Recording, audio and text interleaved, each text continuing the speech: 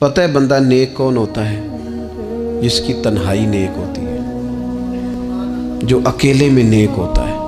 تنہائی جس کی پاک صاف ہوتی ہے، اصل میں وہ بندہ نیک ہوتا ہے۔ ہمارے ہاں نا بالخصوص نوجوان نسل سے کہوں گا، تمہارے پاس سہولت آئی ہے موبائل کی، تمہارے پاس سہولت آئی ہے انٹرنیٹ کی، لیکن دیکھنا اس کی وجہ سے کہیں تمہاری تنہائی ناپاک نہ ہو جائے۔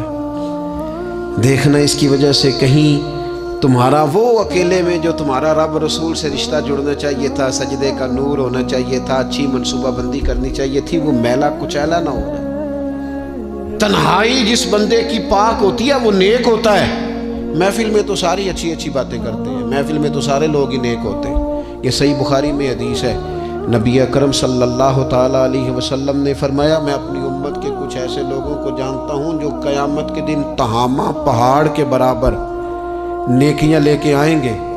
تہامہ پہاڑ تھا ایک بڑا سفید رنگ کا، اس پہاڑ کے برابر وہ نیکیاں لے کے آئیں گے، لیکن فرمایا اللہ تعالیٰ ان کی نیکیوں کو ہوا میں اڑا دے گا۔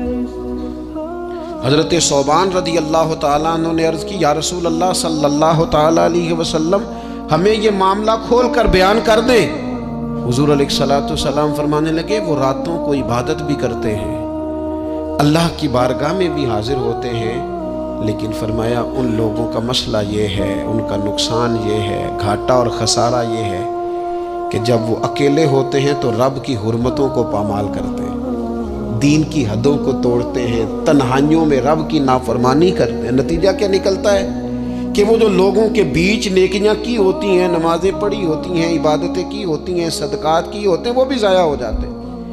اگر یہ لوگ اپنی تنہائی پاک کر لیں تو ان کی باقی ساری عبادتیں بھی محفوظ ہو جائیں گی۔ اپنی تنہائی پر توجہ دیں، اپنی بالخصوص نوجوانوں، میری آپ سے بڑی درد مندانہ اپیل ہے، اپنی تنہائی میں نا رب کی بارگاہ میں حاضر ہو، اچھے ارادے کرو، اچھی منصوبہ بندی کرو، لمبی دعائیں مانگو۔ اکیلے جب ہو تو پھر نا وضو کر کے رسول پاک کی بارگاہ میں درود و سلام پڑھو، دلوں کو قوت ملے گی، حافظے مضبوط ہوں گے، تمہارے چہروں پر روشنی آئے گی۔